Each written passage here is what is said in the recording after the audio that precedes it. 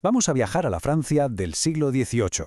Imaginen un momento de auténtico caos económico, donde de repente, en medio de todo, surge una idea radical, que la riqueza de una nación no viene ni del oro ni del comercio, sino de la tierra.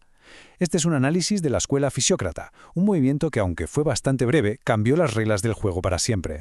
Para meternos de lleno en su mundo, tenemos que empezar con la pregunta que ellos hicieron, una pregunta que lo cambia todo. ¿Es posible que toda la riqueza de un país dependa, en el fondo, de una sola actividad económica? Su respuesta no solo fue sorprendente en su momento, sino que de alguna manera sentó las bases de la economía moderna. A ver, para entender por qué alguien propondría algo tan revolucionario, primero tenemos que ver contra qué se estaban rebelando. Hay que sumergirse en el contexto que lo hizo necesario. El caótico antiguo régimen, una economía que estaba, literalmente, ahogada por regulaciones absurdas y privilegios totalmente injustos. Pensemos en la Francia de esa época. Estaba económicamente paralizada. Era como una telaraña gigante de normativas feudales y mercantilistas que lo controlaba absolutamente todo. Este sistema, en la práctica, asfixiaba cualquier tipo de innovación y creaba unas ineficiencias enormes. Estaba preparando, sin saberlo, el terreno para una idea completamente nueva y radical. Y es que el nivel de control era simplemente asfixiante. Las reglas no eran generales, no.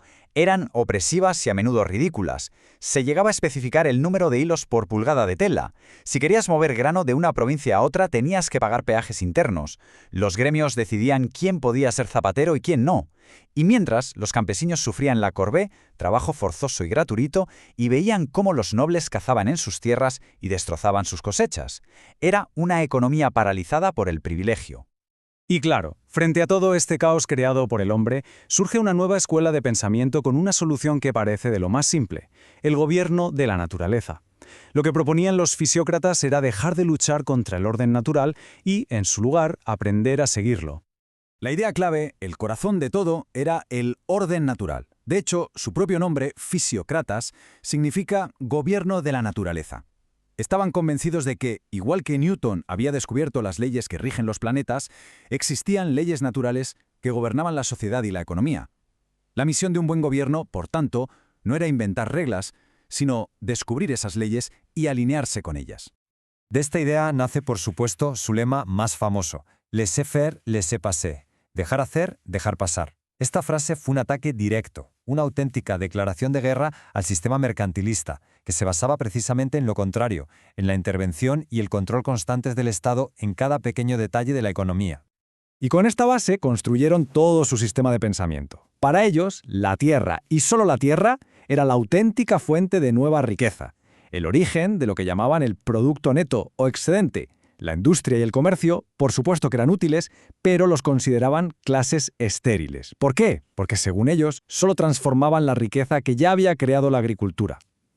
Y esta distinción, que hoy nos parece extraña, fue la base de su propuesta más audaz: un único impuesto sobre la tierra. Pero claro, estas ideas no salieron de la nada. Hubo dos figuras clave, dos arquitectos que las moldearon y trataron de llevarlas a la práctica. Por un lado, el médico François Quesnay, que fue el cerebro del movimiento, y por otro, el político Henri-Robert Jacques Turgot, que fue, digamos, su brazo ejecutor. El fundador de la escuela, François Quesnay, tiene un perfil muy curioso. Ojo, que no era economista de formación, era el médico personal del rey Luis XV. Y esto es fundamental para entender su perspectiva, porque él veía la economía exactamente igual que veía un cuerpo vivo, y aplicó una analogía de su campo que lo cambió todo. Para él estaba clarísimo. La economía era un organismo. La riqueza y los bienes que fluían entre las distintas clases sociales, agricultores, terratenientes, artesanos, eran como la sangre que circula para mantener sano el cuerpo. Por lo tanto, cualquier bloqueo, ya fuera un impuesto mal diseñado o una regulación absurda, era una enfermedad, un coágulo que amenazaba la salud de todo el sistema. Para explicar esta visión, Quesnay creó algo que fue una auténtica revolución en su tiempo: el famoso tableau économique. Imaginen el primer mapa, el primer diagrama de flujo de toda una economía nacional.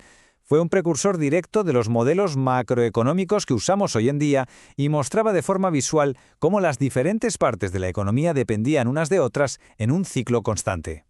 Vale, si Quesnay fue el teórico, el cerebro, Henri-Robert Jacques Turgot fue el hombre de acción.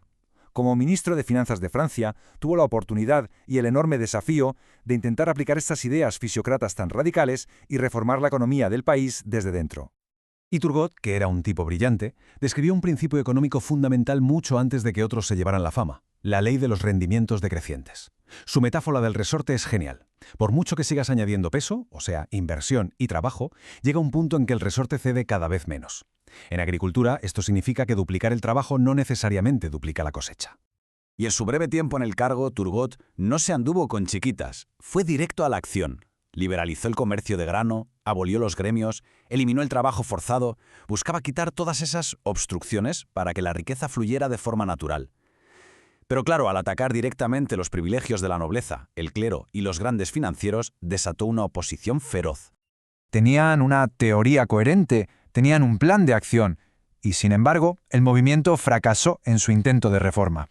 Así que la pregunta es obvia: ¿por qué un sistema que parecía tan lógico no consiguió arraigar? Y a pesar de ese fracaso, ¿cuál fue su verdadero legado?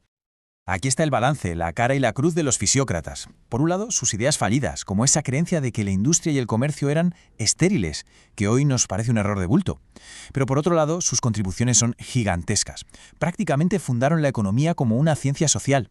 Nos dieron las primeras herramientas para analizar quién paga realmente los impuestos. Inspiraron a gente como Adam Smith con su defensa de la libertad económica. Al final, la razón de su caída no fue económica, fue puramente política. Las reformas eran demasiado radicales para los poderes establecidos.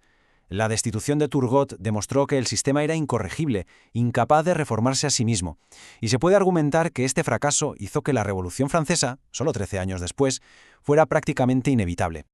La historia de los fisiócratas nos deja una lección fundamental. Su búsqueda de un orden natural en la economía, en realidad, nunca ha terminado. Aunque sus respuestas estaban muy ligadas a la tierra y a su tiempo, la pregunta que se hicieron sigue totalmente vigente. Hoy, en un mundo de mercados globales y economías digitales, los economistas todavía debaten cuál es ese orden natural subyacente. La pregunta, casi 3 siglos después, sigue abierta.